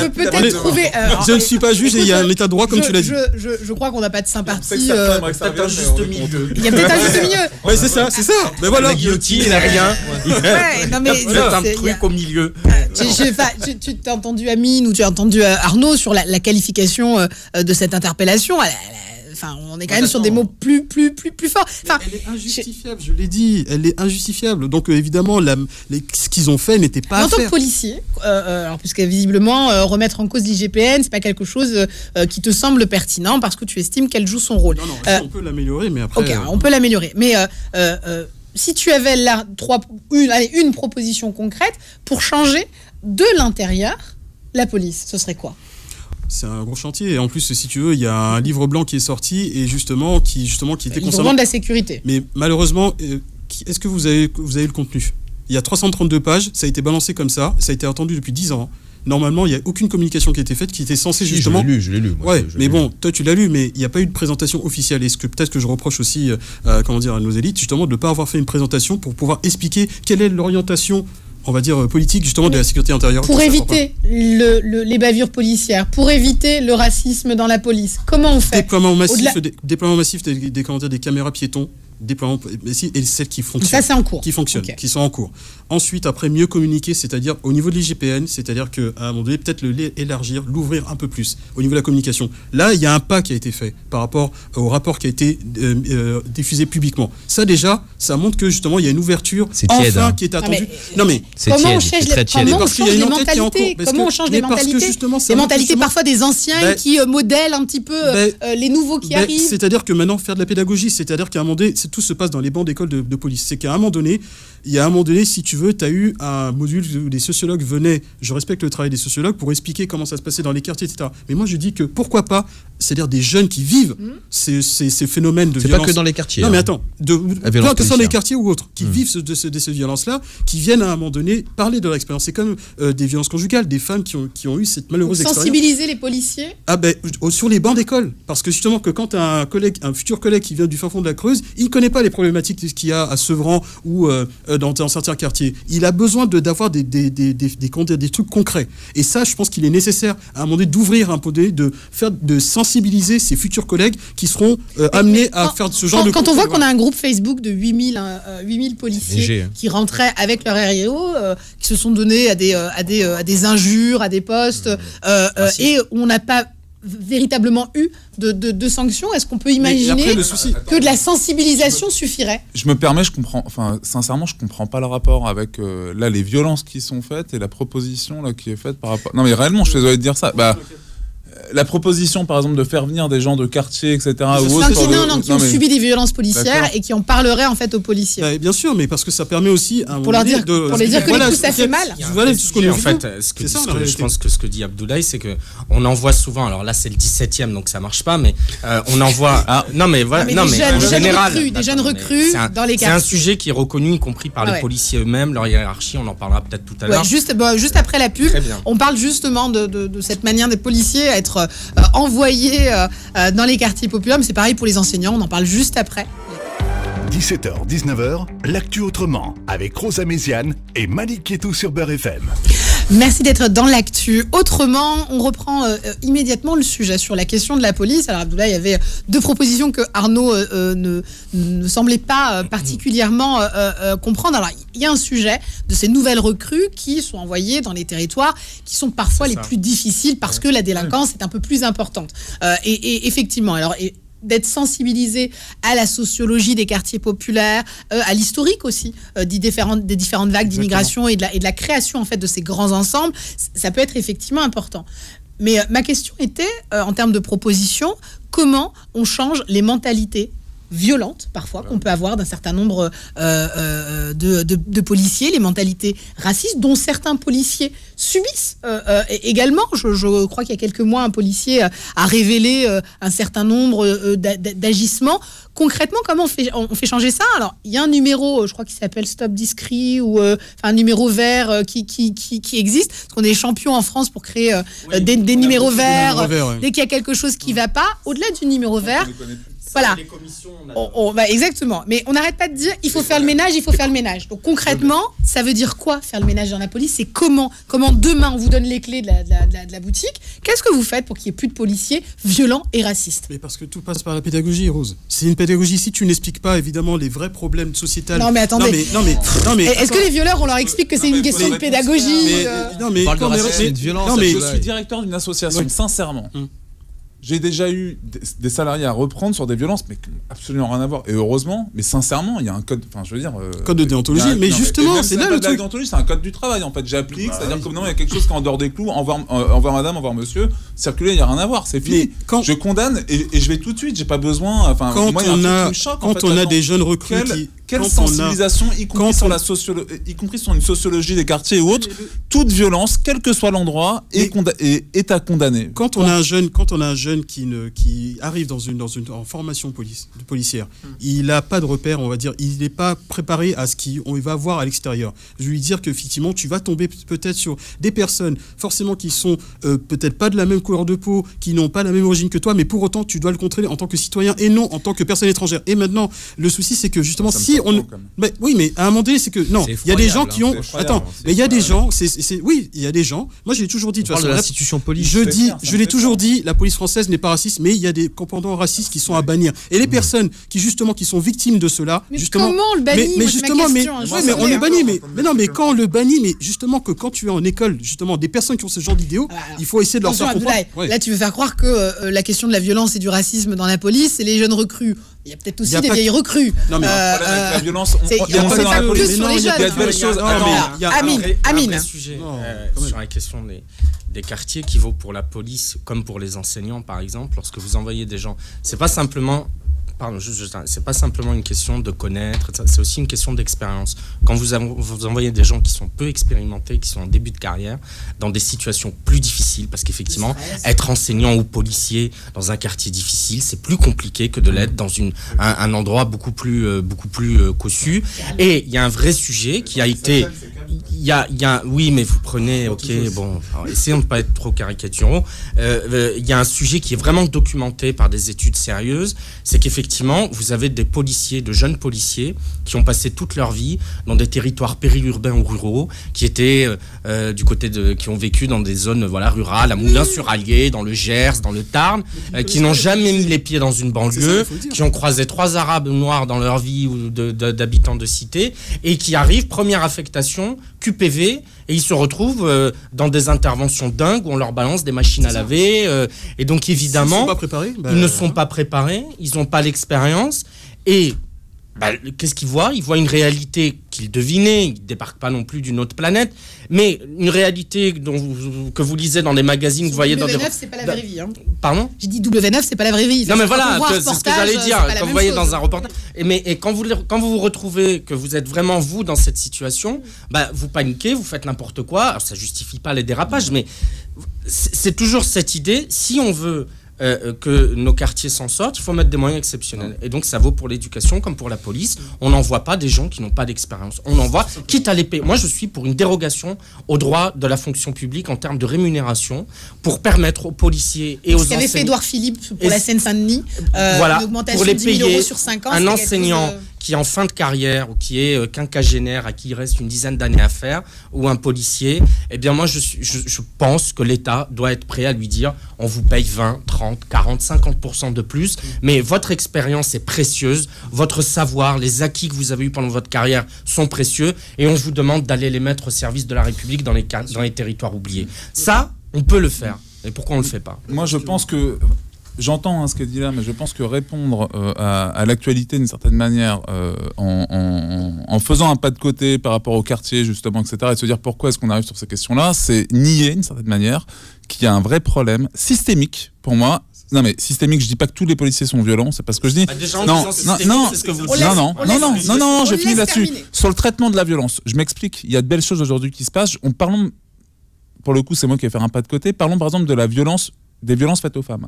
On voit bien qu'aujourd'hui, il y a de réelles difficultés qui existent encore aujourd'hui, malgré tout ce qui peut être mis en place, pour accueillir cette parole-là. Alors c'est lié à différentes choses, etc. Il y a de belles choses qui se passent, je pense notamment à la Maison des Femmes de Saint-Denis, qui aujourd'hui accueille dans ses locaux des permanences Rada Athènes, un travail exceptionnel que je connais assez bien, et on voit bien qu'il y a des choses qui se passent. Mais le doigt, en fait, le gros problème qu'il y a là-dessus, c'est quoi ?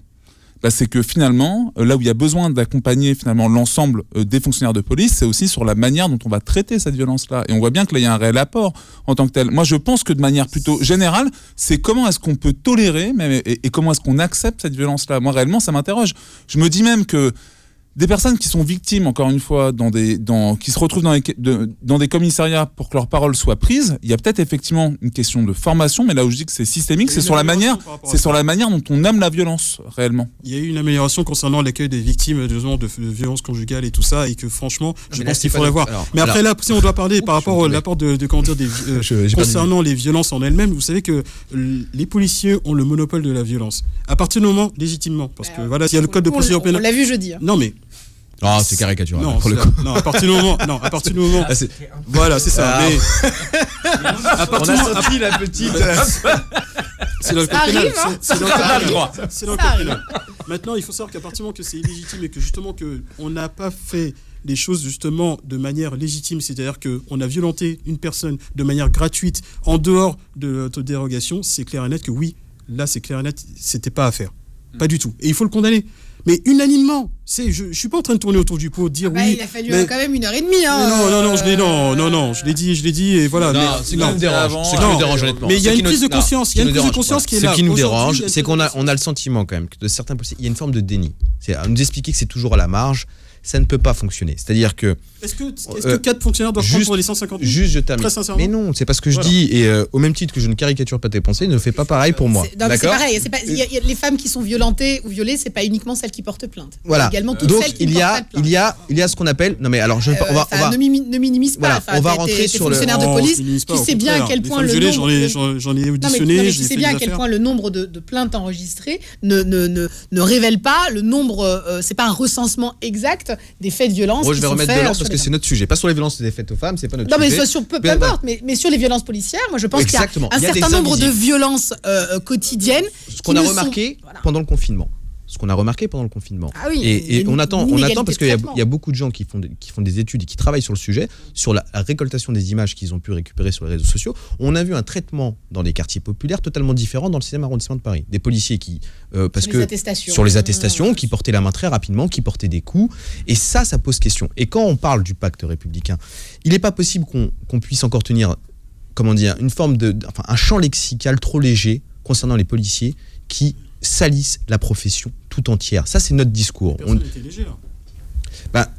Si, un petit peu quand même. Parce que si. Parce que je dise que. Non. Tout à l'heure, tu m'as dit et tu as précisé, mais je veux pas dire qu'ils doivent aller en prison quand même. Mais non, j'ai dit qu'il ne faut pas qu'il guillotiner au bûcher. Non, t'as dit prison. Tu verras. Je te jure que un moment tu en as parlé. Oh. Et je t'ai repris là-dessus. Je dis, mais si, ils sont délinquants, ils doivent aller en prison. À partir du moment qu'on commet un crime ou un délit dans ce pays, la sanction doit tomber. Il a dit qu'il n'était pas juge et que c'était au juge. L'état de droit. On reprendra. Ne faites pas ça. Vous allez avoir tort tous les deux. Non, ça je me souviens de ce que j'ai dit. Ne faites pas ça. Vous allez vous tromper.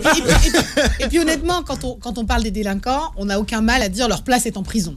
Voilà. Et je l'ai entendu. Et ce discours à géométrie variable. Et ça ne me dérange pas. En plus de dire. Ça, tu vois, moi, ça me dérange. Je dis, excusez-moi, votre place est en prison. Excusez-moi, mais oui, mais la personne aussi a aussi la présomption d'innocence et aussi il y a un état de droit. Non, mais on parle de. Mais non. Mais après, voilà. Alors, je minimise pas, mais après, voilà. voilà. On a beaucoup parlé de la présomption d'innocence des gilets jaunes quand ils jetaient des pavés. Non, faut arrêter 2 minutes. Abdoulaye, je t'assure, si en plus on resuit ton film. Alors.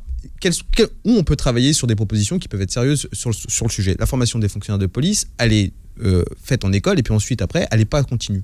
Et cette formation qui n'est pas continue, non, elle est continue très légèrement et elle est pas. Il y a un tuteur derrière. Non. Si évidemment. Mais attends, c'est pas sérieux de dire ça en plus. Mais je trouve que si, ça. Mais non, c'est-à-dire que surtout toi, Abdoulaye, est-ce que tu as une formation continue? Il y a des formations qui sont proposées. Moi, j'ai 21 ans de police, donc après. Mais donc, est-ce qu'il y a une formation continue? Il y a des formations, oui. Il y a des formations proposées que tu n'es pas obligé d'accepter. On est bien d'accord. Ça, après, il y a comme tout le monde. Bon, alors 1-0, balle au centre. Bah non, mais non. La formation continue, c'est un programme qui est fait, et c'est pas le fonctionnaire qui décide de picorer sur les formations. Au niveau du management, oui. Si on doit avancer dans ce sens-là, effectivement, oui. Moi qui ai géré des entreprises, le plan de formation, tu le mets pour tes salariés, et c'est ça la formation continue. La formation continue, elle doit être faite. Ils ont, par exemple, les policiers sont armés. Obligatoire sur les sujets importants. Sur les sujets très importants. Mais c'est ce que j'essaie de dire en fait depuis tout à l'heure, et en fait tu es d'accord avec moi. Par exemple, sur les fonctionnaires de police, ils ont une arme. Et ça, c'est un secret pour personne. Ils utilisent leur arme en termes de formation 3 fois dans l'année. On est d'accord jusqu'à là. Il faut accentuer ces types de formation. Il y a eu des sorties d'armes pour l'affaire Michel. Il y a eu des sorties d'armes. Vous imaginez quand même de vous faire braquer par des fonctionnaires de police à l'entrée de votre maison ou de votre propriété en vous disant de sortir les mains sur la tête avec un téléphone dans la main. Là, on a peur de mourir. Et je vais vous dire une chose. Pourquoi je parle de formation ?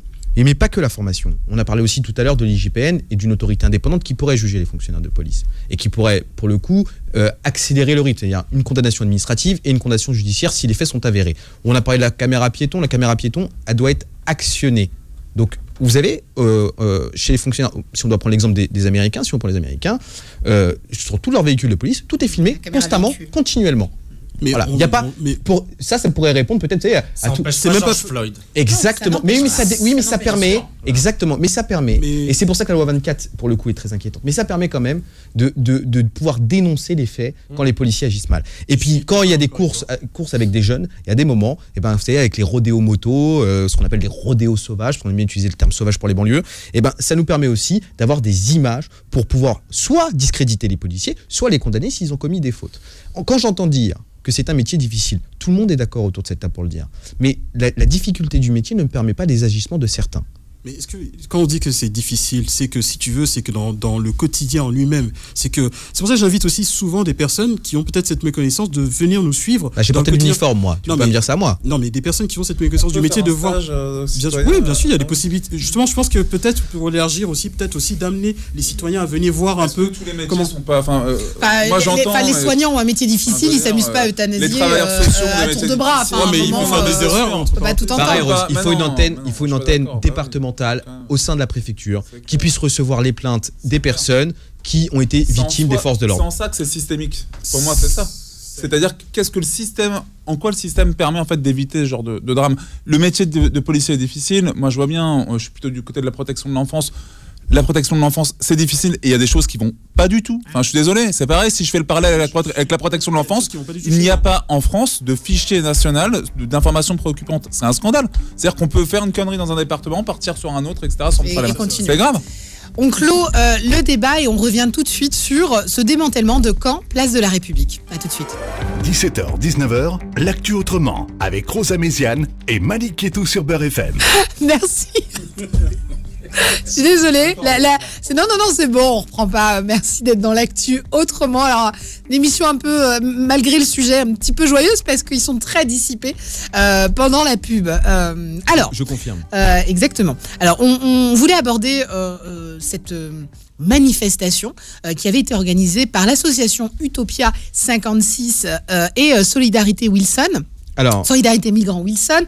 Donc, sur la place de la République, on t'écoute, Malik. Alors, pour le coup, aujourd'hui, c'est la journée police, il faut le dire, dans notre émission de radio spéciale Abdoulaye. C'est la fête à Abdoulaye. Ah oui, c'est la fête à nos gardiens de la paix qui doivent assurer la paix.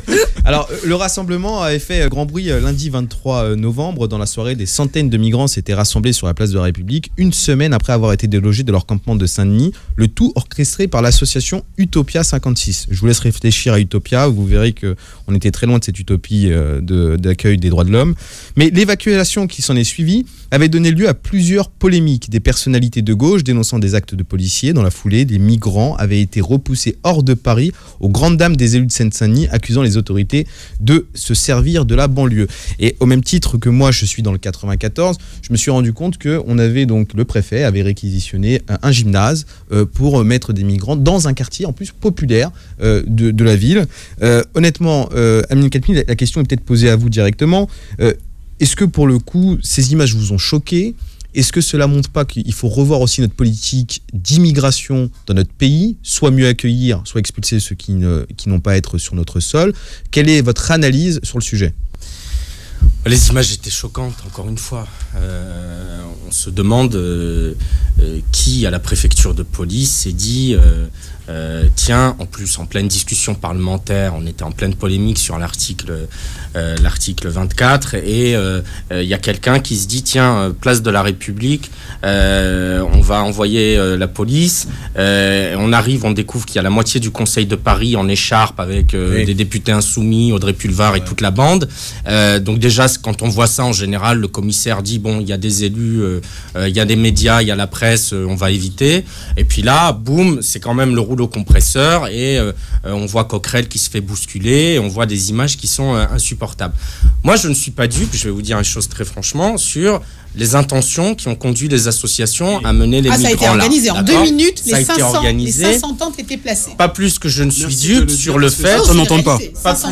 Pas plus que je ne suis dupe sur le fait que lorsqu'ils sont façon, porte de la Chapelle ou dans le 93, ça ne dérange pas grand monde. Et là, bizarrement, place de la République, parce que vous avez tous les bobos de la capitale qui vivent dans le kilomètre à la ronde, tout de suite, on envoie la police. Donc, c'est pas vrai.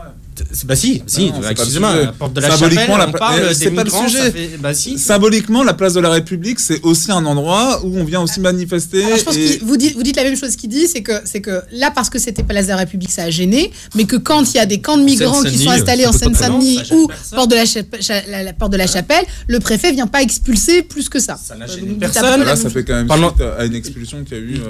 Les migrants qui ont erré dans les rues du nord-est parisien, dans le 18e, à côté de la colline du Crac, ils sont restés là pendant des années. Ouais, quasiment 3 ans. Pendant 3 ans. D'accord, quand même que l'expulsion à Saint-Denis, elle a fait un peu de bruit. Il y avait quand même aussi différentes vidéos qui montraient comment les personnes ont été expulsées. Beaucoup moins qu'à Paris. Beaucoup moins parce que il y avait notamment. Je termine, je serai bref. Sur tes questions, Malik, en général. Alors tu parlais du préfet, juste une question. Ouais. Faut-il que le préfet allemand démissionne, que Gérard Darmanin démissionne? Sont-ils à la hauteur? Parce que tout le monde parle de démission. Non, moi je réclame pas des démissions des uns et des autres. Qui responsabilité? Non, mais à un moment. Faut trouver quand même une personne dans cette affaire. Je vais pas dire je réclame la démission du préfet de l'allemand, ça nous fera une belle jambe. Ça ferait 2 préfets, il y a eu Michel Delpech et voilà, mais moi je réclame pas par principe les démissions comme ça à la légère. T'es trop républicain, Amine. Non, je respecte les institutions. Simplement, sur la fin de tes questions, je termine très vite. On n'expulse pas assez. Donc effectivement, ceux qui n'ont pas vocation à rester sur le territoire doivent être expulsés. Est-ce que c'est pas une erreur de les laisser comme ça pendant 2 ans, 3 ans errer en France? Juste, je termine. Deuxième chose, la France est une terre d'accueil et donc elle a vocation à continuer à accueillir ceux qui fuient des situations dramatiques. Et par ailleurs, il faut mieux intégrer. On n'investit pas suffisamment dans un élément qui est essentiel, c'est l'apprentissage de la langue.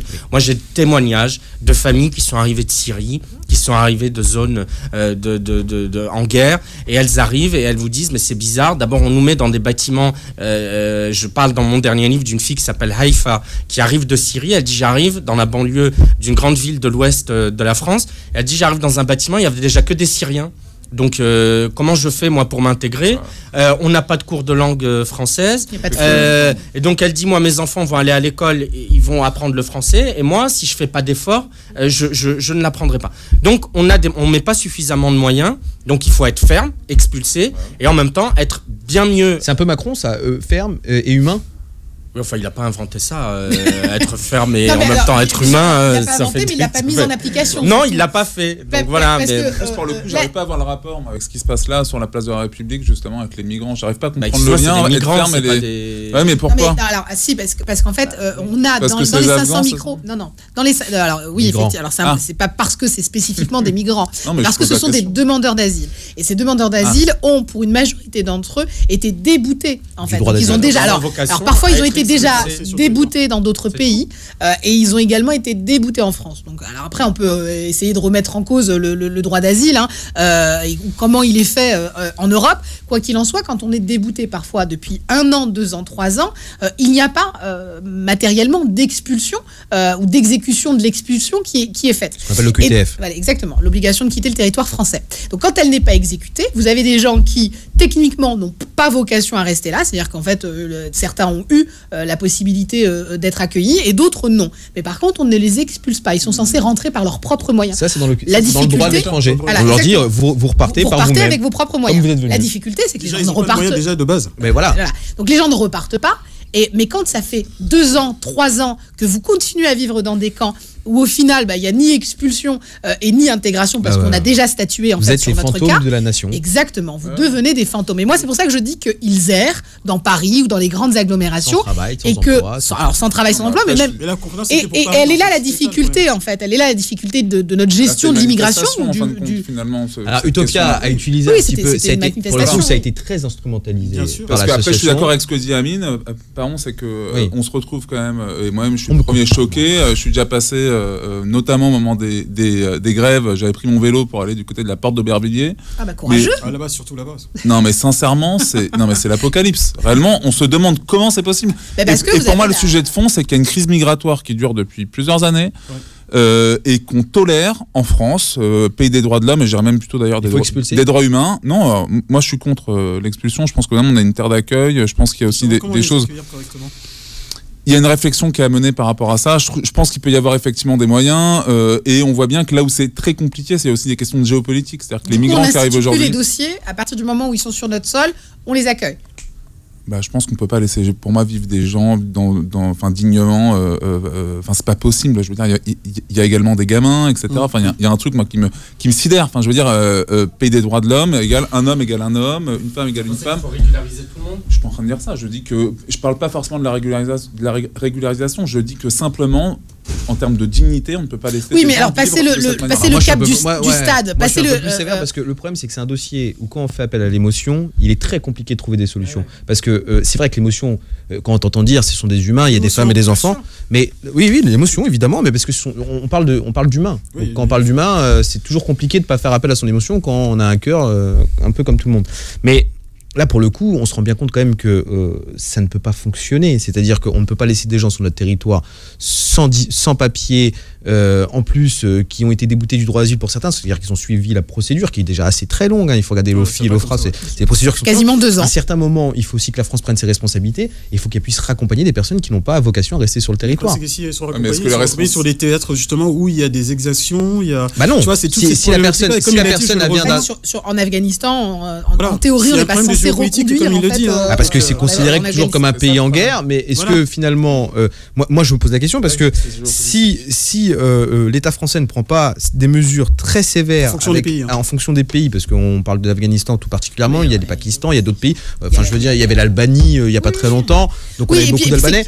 Mais il faut raccompagner, et il faut le dire, les personnes qui n'ont pas vocation à rester sur le territoire. C'est notre droit, on fait simplement que respecter le droit. Et puis l'expliquer aussi. Je pense, par exemple, pour ajouter quand même sur la question en tant que telle et clarifier ma position, c'est que qui plus est, quand on est dans une période de crise sanitaire, laisser des gens en plus dans des conditions de cette manière-là indignes réellement de la République, moi je suis désolé, je suis choqué, je le dis. Je passe, après j'entends bien, on peut pas accueillir la misère du monde, d'accord, ok, tout le truc, il y a aucun problème. Non, mais ce que je veux dire par là, c'est que moi, il y a quelque chose qui me choque en me disant que même, ça veut dire que ces gens-là, en fait, on peut les laisser, en fait, c'est un peu les laisser pour compte, et ça nous gêne pas. Et ce qui est terrible, je pense, et je le dis, mais moi le premier. Ça me gêne, ça me gêne, Arnaud, mais j'ai un cœur aussi pour les Français. C'est-à-dire que je ne dis pas que ces personnes-là, il faut les jeter à la mer, qu'il faut les repousser en dehors de nos frontières avec les armes. Mais je dis simplement que, par exemple, c'est la responsabilité de l'État, c'est pas de la responsabilité. Les décisions qui ont été prises. Ils ont saisi des gymnases, mais dans des quartiers populaires où on a mis ces personnes-là. Sous-entendu, on va les mettre entre eux, ça pose pas de problème. Ça va moins gêner. Ça va déranger, les associations vont s'en occuper. En l'occurrence, sur la ville de Paris, Yann Brossat avait proposé, me semble-t-il, 2 immeubles pour pouvoir accueillir, et l'État n'a pas répondu en fait aux demandes qui ont été faites. C'est là que c'est un peu plus complexe, et c'est là qu'il y a autre chose qui se règle en fait politiquement parlant entre la ville de Paris et le gouvernement, et qui se retrouve au milieu. C'est bien ce que je dis, ce sont des laissés pour compte, et on se dit simplement, tiens, ils sont afghans, machin, puis après tout de suite, il y a forcément des dérives parce qu'il va y avoir d'autres récupérations politiques. Et moi, je pense que simplement ma position en tant qu'acteur associatif, parce que, je veux dire, je peux encarter là-dedans. Je me dis simplement, d'un point de vue en termes de dignité, réellement, est-ce qu'on peut laisser des gens vivre de cette manière ? C'est insupportable. On fait le nécessaire, Amine, pour bien les accueillir, pour leur donner soit la possibilité d'être traités correctement, de les renvoyer. Est-ce qu'on fait le nécessaire, honnêtement ? Est-ce que l'État met les moyens pour cette politique d'immigration ? On fait souvent pas suffisamment quand on voit ces images. Voilà, donc, c'est sûr. Sauf qu'encore une fois, on envoie des policiers pas du tout préparés à ce type de mission, qui s'occupent du maintien de l'ordre, déloger ces individus. On voit des images un peu choquantes où ils sortent des tentes. On a pays des droits de l'homme. On a Guérini, le président de la REM, qui a dit mais personne ne prouve que Didier Lallemand a demandé qu'on fasse des croche-pieds. Là pour le coup, ça je suis d'accord sur les croche-pieds. Non mais quand même d'un responsable politique, il est bien évidemment. Je sais pas dans quelle réalité il est, franchement. Pour tenir évidemment que le préfet n'a pas demandé qu'on fasse des croche-pieds, mais enfin, une intervention quand elle est faite avec des élus, avec les journalistes et en plus sur des migrants, le niveau en fait. Je vais pas dire d'agressivité, mais en tout cas le niveau de fermeté, il est commandé. Et puis il y avait pas de projet, c'est-à-dire on les a chassés dans Paris, sans même toute la nuit. On les a chassés dans Paris sans avoir un. Justement qu'il ne faut pas qu'il y ait une installation, parce que comme on est en confinement et qu'il y a vu la crise sanitaire, il fallait pas qu'il y ait de rassemblement, notamment sur cette grande place. Oui, on en a vu des rassemblements. Et on en revient. Il fallait pas qu'il y ait de rassemblement à Paris. C'est ça. Parce qu'après, ça n'a pas gêné que ça se fasse pendant les banlieues. C'est clair. C'est ça, c'est quand c'est Paris. Les banlieues laissées pour compte. J'habite en Seine-Saint-Denis, donc je peux en parler, mais c'est sûr. Non, mais clairement. Voilà, donc on écarte le problème. Une partie a été relogée et d'autres ont été laissés pour compte. Et d'un coup, l'association Utopia a profité justement pour faire un coup médiatique, j'ai envie de dire. Et effectivement, qui s'est retrouvé entre ces deux-là, ça c'est clair. Les policiers sont tombés dans le piège. C'est ça. Mais que je défends également d'une certaine manière, notamment en disant clairement que la fédération, par exemple, des acteurs de la solidarité autour justement qui défend et qui représente les associations de lutte contre l'exclusion se positionne clairement en faveur de l'accueil des migrants, c'est évident.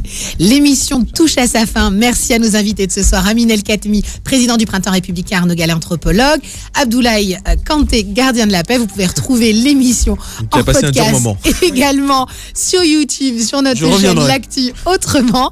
À la semaine prochaine, en compagnie de mon très cher Malik Yetou. Merci Rose. C'est vendredi à la même heure, même fréquence.